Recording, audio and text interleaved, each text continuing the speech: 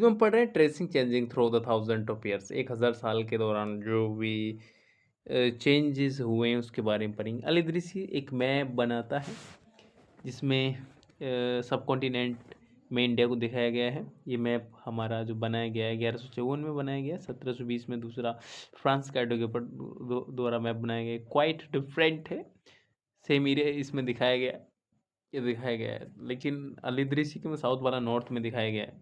Place name Arabic भाषा में लिखे हुए हैं, इसमें ऐसा बताया जा रहा है। कन्नौजी दिखाया गया है, कन्नौज को बहुत तेज़ी से फिर परिवर्तन हुए। 600 साल बाद एक मैप और बना, more similar to the modern map. इसमें कोस्टल एरिया को बिल्कुल पार्टिकुलर एग्जैक्ट जगह दिखाया गया है। यूरोपियन जो सेलर्स और मर्चेंट थे इसको वॉयजेस के लिए यूज़ करते थे, अपनी लंबी समुद्री यात्राओं के लिए। Science of the cartography different in both period. तो जो हमारे हिस्टोरियन होते हैं उनको वेरी सेंसिटिव रहना पड़ता है about the background of the context बहुत पीरियड। जिस मतलब जिस कॉन्टेक्स्ट में चीज़ प्रोड्यूस हुई है, तो बैकग्राउंड ऑफ द कॉन्टेक्स्ट, तो कॉन्टेक्स्ट ऑफ द बैकग्राउंड मतलब बैकग्राउंड ऑफ द कॉन्टेक्स्ट के संदर्भ में बहुत सेंसिटिव रहना पड़ता है। New old terminology. अब कॉन्टेक्स्ट क्या देखिए भैया, इसमें किस कॉन्टेक्स्ट में किस शब्द का यूज हुआ है और उनका अर्थ भी चेंज हुआ है। हिस्टोरिकल रिकॉर्ड आदि देखिए। Variety of the language considerably. अब देखो मेडिवल पर्शियन और मॉडर्न पर्शियन में बहुत अंतर है, बहुत अर्थ चेंज हो गए हैं। जो फारसी भाषा है, पर्शियन भाषा है, केवल ग्रामर में इसके अर्थ चेंज नहीं हुए हैं बल्कि इनके वोकेबलरी शब्द में भी बहुत अंतर आया है। अब देखिए हिंदुस्तान शब्द को ले लीजिएगा, हिंदुस्तान शब्द को ले लीजिएगा और परदेसी शब्द को ले लीजिएगा, फॉरेनर शब्द को। तो फॉरेनर शब्द का मतलब है डिफरेंट कल्चर से आया हुआ, डिफरेंट विलेज से आया हुआ, लेकिन आज परदेसी के संदर्भ में और अर्थ है, और अर्थ है। अब देखिए ये जो हिंदुस्तान शब्द है इसका आज अर्थ है मॉडर्न नेशन स्टेट। ठीक है, 13वीं सेंचुरी में मिनास राज के द्वारा जब इसे यूज किया गया था, ठीक है, फारसी भाषा में, तो इसका मतलब था area of the Punjab Haryana and land between the Ganga and Yamuna. इस संदर्भ में इसका यूज हुआ था। और यहाँ पर पॉलिटिकल सेंस में इसको इस टर्म को यूज किया जाता था। और ये डोमिनेंट ऑफ द दिल्ली सल्तनत था और इसका और एक्सटेंड हुआ विद द एक्सटेंड, जैसे दिल्ली सल्तनत बना और एक्सटेंड हो गया। By contrast to describe the 16th century. अब इसको क्या है, इसमें कभी भी साउथ इंडिया को कभी इंक्लूड नहीं किया गया। ठीक है, अब यहाँ पर बाबर के द्वारा 16th सेंचुरी में हिंदुस्तान शब्द को यूज किया गया है। अब इसमें क्या यूज किया गया, देखिए 16th सेंचुरी में जब बाबर ने इसका यूज किया था, तो टू डिस्क्राइब द ज्योग्राफी, यहाँ की फ्यूना मतलब यहाँ के जो पशु पक्षी हैं, यहाँ के कल्चर तथा inhabitants of the sub continent को दिखाने के लिए यूज किया था। 14th सेंचुरी में अमीर खुसरो ने भी हिंद इसको यूज किया था और ये भी यहाँ के जोग्राफिकल एंड कल्चरल एकता को दिखाने के लिए किया गया था। Not carry the political and national meaning of which associated with the today. कभी भी इसका पॉलिटिकल एंड नेशनल अर्थ में उस समय इसका यूज नहीं था। ठीक है, पॉलिटिकल यूज में उस समय इसका नहीं था। अब फॉरेनर को देख लीजिए भैया। फॉरेनर मतलब ये सिंपल टर्म है, नॉट एन इंडियन। आज के संदर्भ में इसका मतलब है नॉट जो इंडियन नहीं है वो फॉरेनर है। लेकिन मेडुअल में देखिए जो दूसरे विलेज से आया हुआ स्ट्रेंजर है, स्ट्रेंजर दूसरी सोसाइटी का हिस्सा है, उसको परदेसी बोला जाता था। Historians and their sources. Historian and their sources में देखिए different type of the resources learn about the past. बहुत सारे रिसोर्स हमें पढ़ने पड़ते हैं। हिस्टोरी एंड देयर सोर्सेस, देखिए different type of the source to learn about the past. Past को लर्न करने के लिए different type of the source use होते हैं। ठीक है, जैसे कि तुमने क्लास 6 में गुप्ता डायनेस्टी के बारे में, हर्षवर्धन के बारे में पढ़ा है। आज अब की बार हम 700 से 750 के बारे में पढ़ेंगे speech. They still rely upon the coins, inscription and architecture and textual records. Historian के द्वारा पहले जो कॉइन्स, इंस्क्रिप्शन, आर्किटेक्चर और टेक्सचुअल रिकॉर्ड यूज किए जाते थे, वो अब क्लास 7th में भी उन्हीं के बारे में पढ़ेंगे कि इस समय भी जो हिस्टोरिकल हैं उनसे कॉइन्स, इंस्क्रिप्शन, आर्किटेक्चर और टेक्सचुअल रिकॉर्ड्स के बारे में से वो अध्ययन करेंगे। ठीक है। अब इसमें ये चीज़ है कि records, textual records increase dramatically. अब बहुत तेज़ी के साथ यहाँ पर जो टेक्सचुअल लिखित रिकॉर्ड है वो तेज़ी से बढ़ेंगे। कागज़ कारण क्या है, paper gradually become the cheaper. जो पेपर है वो सस्ता हो गया था, वाइडली अवेलेबल, और बहुत आसानी से वो अवेलेबल हो गया था। अब to write the holy text chronicles of the rulers, या इस समय होली टेक्स्ट लिखे जाने लगे, पवित्र किताबें, धार्मिक चीज़ें लिखी जानी, क्रॉनिकल ऑफ द रूलर्स, एक घटनाक्रम ऑफ द रूलर्स का लिखा जाने लगा। Letters and the techniques of the saints and the petition and judicial records. Letter लिखे जाते थे, टेक्निक्स ऑफ द संत, जो महात्माओं की जो टीचिंग्स मेथड थे उनको लिखा जाने लगा। पिटीशन, अनुरोध या प्रार्थनाएं जो राजा के दरबार लगी जाती थी वो सब लिखी जाती थी। जुडिशियल, न्यायिक रिकॉर्ड रखे जाते थे। Wealthy people, rulers and monasteries and the temple. तो ये जो इनका मैन्युस्क्रिप्ट्स का जो कलेक्शन होता था वो वेल्दी पीपल, धनी लोग, रूलर्स आदि करते थे, तथा मंदिरों तथा मोनेस्ट्रीज में इनका स्टोर्ड होता था। और मंदिरों के द्वारा भी लिखे हुए जाते थे। इसका मतलब ये है, मोनेस्ट्रीज का मतलब मठों के द्वारा भी लिखवाए जाते थे, उनके जो प्रधान वगैरह उनके पैसे से इनको लिखवाया जाता था। इसका मतलब ये है। और वो प्लेस्ड होते थे लाइब्रेरी तथा आर्काइव्स में, अभिलेखागार में। ठीक है। नो प्रिंटिंग प्रेस, कुछ प्रिंटिंग प्रेस नहीं थी, सो स्क्राइब्स को कॉपी करनी पड़ती थी। ठीक है। और ये कोई हार्ड इजी वर्क नहीं, it is not a simple exercise, ये कोई सिंपल एक्सरसाइज नहीं थी। ठीक है। अब धीरे धीरे इसे हैंड राइटिंग में कॉपी करते करते एग्जैक्ट तरीके से कुछ ना कुछ चेंज हो जाता। स्मॉल बट सिग्निफिकेंट, छोटे लेकिन महत्वपूर्ण डिफरेंस उसमें कॉपी में देखने को मिलते थे। हो जाते हैं। As a scribe copied manuscript also introduce the small changes. और स्क्राइब्स भी, जो लिपिक है वो खुद also introduce the small changes, छोटे छोटे स्मॉल चेंजेस को लिख करता है। जैसे एक वर्ड को यहाँ, a word here and sentence there, and word या सेंटेंस को यहाँ या तहाँ लिखना।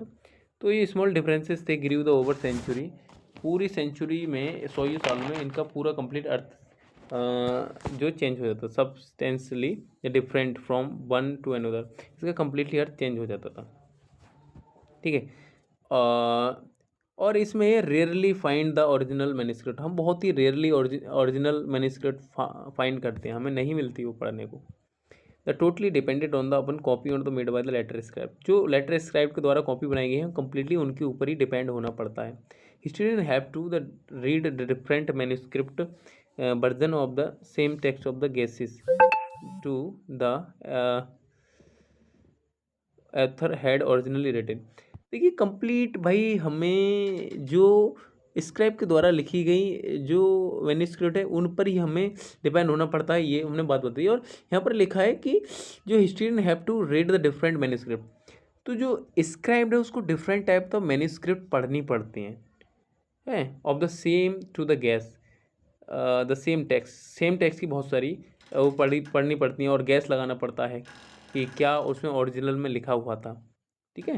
The Chronicle at the different times, on occasion author revise the Chronicle at the different times. इसका मतलब ये है कि ऑथर्स होता है वो अपनी घटनाओं के क्रम को भी कुछ रिवाइज करता है, थोड़ा चेंज करता है। ठीक है। जैसे 14th सेंचुरी में क्रॉनिकलर जियाउद्दीन बरूनी, इसमें लिखा है जियाउद्दीन बर्नूली ने एक 1356 में ऑथर ने एक वर्जन लिखा, और दूसरा वर्जन उसके 2 साल बाद लिखा। तो भैया to different from each other, but historian did not know about the existence of the first version. First version 1971 तक किसी को मिला ही नहीं था। ये remain the lost of the large library collection, ये एक बहुत बड़े लाइब्रेरी कलेक्शन में खोया हुआ था, इसका मतलब ये। अब new social and political group, new social and political group में हम क्या पढ़ेंगे। देखिए 700 से हम 1750 तक huge challenge the study of the thousand of the years between is a huge challenge, एक बहुत बड़ा चैलेंज है, 700 से 750 के उसके बारे में पढ़ना चैलेंज है। To the historian largely become a scale variety of the development that occurred, जो हिस्टोरियन है largely because the scale and variety development that occurred, तो हिस्टोरियन को क्यों ये हार्ड है, क्योंकि इस समय scale and variety of the development, scale and variety of development occurred, बहुत बड़े स्केल पर और बहुत सारे जो डेवलपमेंट है वो हुए हैं इस बीच। ठीक है, in this period the new technologies made by the Africans, कुछ नई टेक्नोलॉजी देखने को मिलती हैं, जैसे पर्शियन व्हील इन इरिगेशन, सिंचाई में पर्शियन व्हील देखने को मिलती है, स्पिनिंग व्हील देखने को मिलती है, स्पिनिंग व्हील, और वीविंग इन द वीविंग मतलब बुनाई का चरखा देखने में मिलता है। Firearms and in combat, अग्नास्त्र और युद्ध में देखने को मिलते हैं। इसको बोलेंगे beverage, new food and beverage arrived in the subcontinent, इस बीच कुछ new food and beverage continent में आए, potato, corn, chillies, tea, coffee, ये सब new technologies and crops came along the people, ये सब भाई लोगों के साथ दूसरे महाद्वीप से यहाँ पर आए, came along with the people, brought other ideas, वो अपने साथ केवल ये सब चीज़ न लाए, वो आइडिया भी अपने साथ लेके आए। ठीक है, as the result this was the period of the economic political social cultural changes, तो ये पीरियड जो था, as the result this period was the economical political social and cultural social change, ये economical political social and cultural change का time था। ठीक है, और ये इस was the period of the great mobility, बड़ी गतिशीलता का भी समय था। Travelled people travelled long distance in the search of the opportunity, इंसान अपॉर्चुनिटी ढूंढने के लिए काम काज की तलाश के लिए एक जगह से दूसरी जगह ट्रेवल्ड करते थे। दो subcontinent had the immense wealth, subcontinent में अपार धन संपदा थी, and the possibility of the people to carve the fortune, और लोगों के भविष्य को बनाने के लिए टू कार्व द फॉर्च्यून, बहुत पॉसिबिलिटी यहाँ पर थी। ठीक है, वन ग्रुप, एक ग्रुप का इसमें नाम आता है Rajput, name the drive from the Rajputa, ये राजपूता से आया है, रूलर बिटवीन द 18 14 सेंचुरी, ये 8 से 14वीं शताब्दी के बीच ये था, ये अपने आप को राजपूत रूलर थे और ये क्लेम करते थे क्षत्रिय के रूप में। Not just the ruler and the craft chiefed men, but also soldier and the command who served in the armies, different monarchs all over the subcontinent, a chivalry code all over the subcontinent. अब not only just the ruler, केवल ruler ही अपने आप को ये क्षत्रिय जो राजपूत नहीं कहलाते थे, and chieftain, but also soldier and the commander, जो सोल्जर तथा कमांडर थे वो भी अपने आप को जो कि सेना में आर्मी में को करते थे, वो भी अपने आप को मतलब क्षत्रिय कहलाते थे, राजपूत कहलाते थे, और पूरे उसमें करते थे वो पूरे कॉन्टिनेंट पे। A similarly code of the conduct, extreme valor, and the great sense of the loyalty were a quality attributed to the Rajput by their point and words. इसका मतलब है कि a similar code of the conduct, similar code of the conduct जो उनकी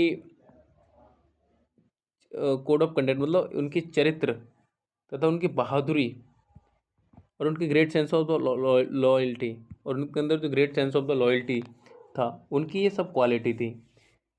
अ cavalry code of the conduct, extreme valour, बहुत अधिक साहस, तथा great immense of the loyalty, तो great sense of the loyalty के अंदर थी, इन क्वालिटी थी।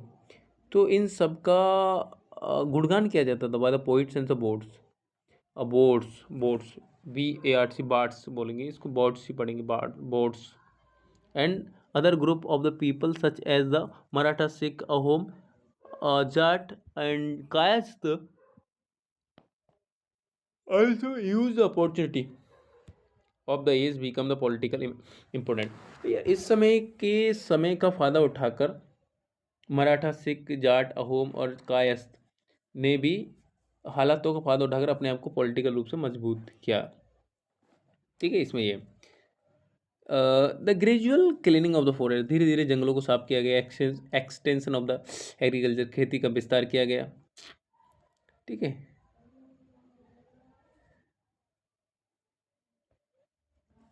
अब इसमें क्या है कि in their inhabitant the forced many forest dweller to migrate, इसमें डवेलर्स जो थे जो जंगलों में रहने वाले लोग थे, तो फोर्स टू माइग्रेट, वो बेचारे यहाँ से जाने को मजबूर हुए। और उसमें उसमें से कुछ लोगों ने स्टार्टेड टिलिंग, वहीं पर खेती शुरू कर दी।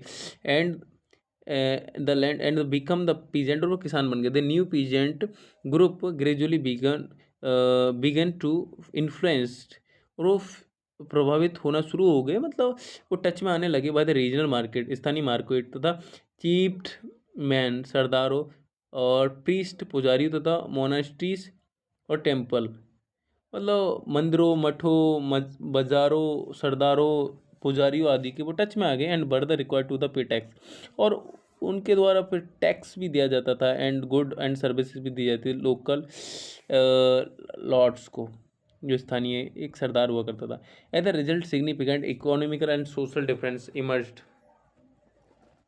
amongst the peasant. As the result, significant economical social difference emerged the amongst the people. भाई इससे क्या हुआ कि economical and social difference emerge हुआ उनके बीच, जो किसान थे, मतलब एक अंतर आने लगा। Some purchase some more productive land, कुछ के पास बहुत ज़्यादा प्रोडक्टिव लैंड थी, कुछ व्यक्ति कैप्ट द कैटल, कुछ पशु पालते थे। Combined the artisanal work with the agriculture activities during the lean season, और लीन सीजन में कुछ व्यक्ति क्या आर्टिजनल कस्तकारी का काम करते थे। As the society become the more differentiated, people were grouped in the two into jatis and sub jatis, जो समाज था वो जाति तथा सब जाति में बटा हुआ था। And the rank on the basis of their background, और उनके जो मतलब बैकग्राउंड के बेस पर उनको रैंक दी जाती थी, और उनके ऑक्यूपेशन के आधार पर उनको रैंक दी जाती। Rank were not fixed, rank तो फिक्स नहीं थी। And the varied according to their power and influence and the resource is control by member of the jati. तो जो रैंक थी वो फिक्स नहीं थी, और it's varied according to the power, मतलब किसके पास कितनी पावर है, कितना प्रभाव है, किसका कितना रिसोर्सेज है, control by the member of jati, कि किस जाति के पास कितने संसाधन हैं। The status of the same jati could vary from area to area, और मतलब ये हर एरिया में अलग था। अगर एक एरिया के किसी एरिया में ज़्यादा दबदबा है, ज़्यादा संसाधन है, तो वहाँ उसका ज़्यादा वो है, और दूसरी उसी जाति का दूसरी जगह अगर संसाधन नहीं है तो उसकी जाति का थोड़ा बोलबाला कम है। जाति फ्रेम्ड देयर ऑन रूल्स, जाति अपने खुद के रूल्स बनाती थी, रेगुलेशन बनाती थी। मैनेज से conduct of the there member, अपने मेंबर्स की कंडक्ट कंडक्ट को मैनेज करने के लिए। और the regulation were enforced by the assembly of Elder, जो बुजुर्गों की एक सभा थी उसके द्वारा उसको रेगुलेशन को इन्फोर्स लागू किया जाता था। ठीक है, describe in the some area jati panchayat, इस व्यवस्था को जाति पंचायत कहते हैं। But the jati were also required to the follow और विलेज रूल, और जाति को अपने गांव के भी कुछ रूल मानने पड़ते थे। Several village were governed by the chieftain, कुछ जो गांव थे वो एक प्रमुख सरदारों के द्वारा, चिफ्टेन के द्वारा, सरदार के द्वारा उसको किया जाते थे। Together they were the small unit of the state, गांव में भी ये सब उनके अपने अपने रूल थे, और उनके एक स्टेट लेवल पर भी सब में ये लागू होते थे। तो वो कहीं ना कहीं एक स्टेट, पूरे स्टेट का कहीं ना कहीं एक यूनिट के रूप में विलेज था। धन्यवाद।